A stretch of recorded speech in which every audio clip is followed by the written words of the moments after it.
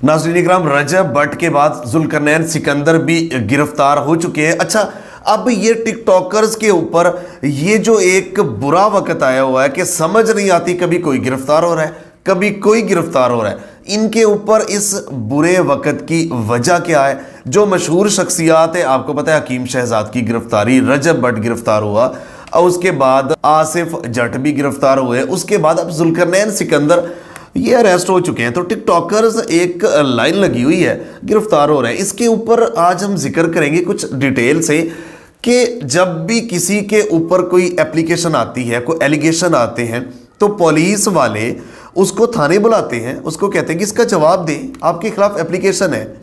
तो यहाँ तो उल्टी गंगा बह रही है, डायरेक्ट एफआईआर दर्ज होती है और उसको उठा लिया जाता है। उसको पता ही नहीं कि मेरा जुर्म क्या है। अब जुल्करनैन सिकंदर कह रहा मुझे पता ही नहीं, मुझे उठाया क्यों है। अब वहां से उठा के वो थाने ले गए। अब सूरत हाल ये हुई कि जुल्करनैन सिकंदर गुजरांवाला अपने कज़न की शादी की तकरीब में मौजूद था। बारात वाले दिन उनकी बारात गुजरांवाला मार्की में आती है। वहां पे वो अभी तक गाड़ी से उतरा नहीं है, तो पुलिस आ जाती है।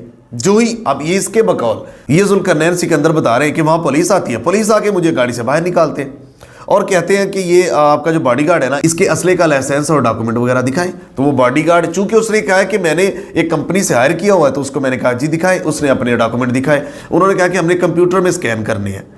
अब कंप्यूटर में स्कैन करने, उसने कहा ठीक है आप करें। वो वहाँ खड़े हुए कह रहे हमारी गाड़ी आ रही है, यहाँ स्कैन हो जाएगा। अब वो इंतजार करते रहे। 10 मिनट के बाद गाड़ी आई। अब गाड़ी में बजाय स्कैन करने के उसको गार्ड को पकड़ा, गाड़ी में बिठा लिया। अब जुल्करनैन के अंदर को कहा कि आप भी गाड़ी में बैठे। वो कहता मैं क्यों बैठूं, मेरा क्या जुर्म है, ये गार्ड है, वो उसके पास डॉक्यूमेंट भी है। नहीं जी आप भी बैठे। अब उसके भाई बहन सब ने मज़ामत की, उसकी बीवी ने, लेकर वो नहीं माने। उसने सबको मना कर दिया, गाड़ी में बैठा, उसको थाने ले गए। अब थाने जाने के बाद पता चला कि आप नाजायज़ असला जो है ना, उसके चक्कर में आपने नाजायज़ असले लहराया है और आपके खिलाफ केस है। वो परेशान कि मेरा ये बॉडीगार्ड है, मैंने फलां कंपनी से हायर किया है, और ये बॉडीगार्ड कह रहा है कि मेरे पास लाइसेंस और डॉक्यूमेंट है, और आप कह रहे हैं कि आप। और फिर उसने बताया, अमजद खान उस बॉडीगार्ड का नाम था, उसने बताया कि ये मैं इसका जुल्करनैन के अंदर का बॉडीगार्ड हूँ। बयान दिया। उसने कहा नहीं जी आपके खिलाफ एफआईआर हो। एफआईआर हो गई। अब 4-5 घंटे वहाँ वो रहे। रात के 12-1 बजे के बाद वहाँ से वापस लाया गया। अब फिर अगले दिन उसने अदालत में पेश होना था। अब ये सूरत हाल है। अब उसके बकौल पुलिस कह रही है कि नाजायज़ असला लहराया गया, फायरिंग की गई, लिहाजा इसलिए हमने इसको उठाया, इसके खिलाफ एफआईआर दर्ज की। अब वो कह रहा है पाकिस्तानियों को कि मेरा साथ दें, क्योंकि मुझे बगैर मकसद के, बगैर वजह से फंसाया गया। और वो कह रहा है कि मैं पाकिस्तान से मायूस हूँ, मैं हैरान हूँ, लोग पहले क्यों यहाँ से भागते थे, अब मैं खुद यहाँ नहीं रहना चाहता, मैं मायूस हूँ पाकिस्तान से। कि एक रिस्पेक्टेबल बंदा हो, मैंने आज तक कभी कोई पाकिस्तानी कानून नहीं तोड़ा, कभी किसी को कुछ कहा नहीं, कोई गैंगस्टर हूँ नहीं, एक वीडियो बनाने वाला हूँ और पाकिस्तानी हूँ, तो मेरा ये कसूर है। अब वो इसके बकौल कि मैं एक वेल नोन हूँ, तो आम पाकिस्तानियों के साथ क्या होता होगा। तो कहने का मतलब ये, अब रजब भट्ट की जो अब सज़ा हुई है, वो तो मैं उसको अप्रिशिएट करता हूँ, वो बताता हूँ अगली वीडियो में।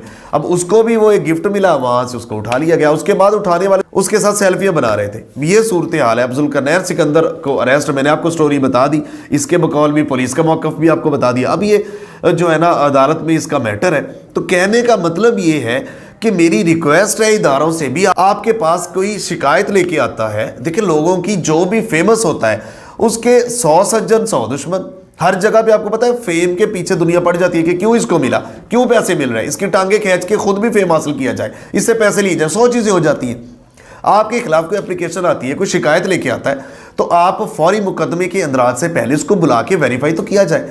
अब पब्लिक प्लेस पे आप उठा के लेके जा रहे हैं। वो बता रहे हैं कि ब्राइडल रूम में मेरे कज़न के कमरे के दरवाजे, वो उसको इतनी ज़ोर ज़ोर से बजर तोड़ने की कोशिश हो रही थी कि कज़न को भी उठाते हैं। भाई किस वजह से, अभी उनके बकौल उसका भाई भी बता रहा है। तो कहने का मतलब कोई शिकायत लेके आता है तो आप कोई यूज़ करने की कोशिश करता है, हमारे जो है ना, कर तो नहीं सकता, लेकिन वो एप्लीकेशन लेके आता है, वो गलत बयानी करता है, तो आप वेरीफाई करें, उसके बाद आप अगला स्टेप उठाएं। आप एक वेल नोन बंदे को उठा के वहाँ फेंकते हो, पूरी दुनिया में उसके खिलाफ उसकी जो है ना जो इज्जत का जनाजा वो सरेआम निकल जाता है। अब ये सूरत हाल है। चाहिए हमारे जितने लोग फेमस होते हैं, जितने ऊपर जाते हैं, जिम्मेदारी बढ़ जाती है। तो अब तहम्मुल बुर्दबारी, आप भी जिम्मेदारी बढ़ जाए, एक एक कदम फूंक फूंक के उठाएं। आप फूंक के उठाएंगे, आप सेलिब्रिटीज हैं, आपको देख के लोग भी उसी तरीके से जो है ना एक एक कानून को फॉलो करेंगे। ये तो है दूसरी चीज, सारा कुछ आपके सामने रखा। मजीद इसमें जो डिटेल आएगी जरूर आपके साथ शेयर करेंगे। मिलते एक नई वीडियो के साथ, तब तक के लिए अल्लाह ने के बाद पाकिस्तान हमेशा जिंदा।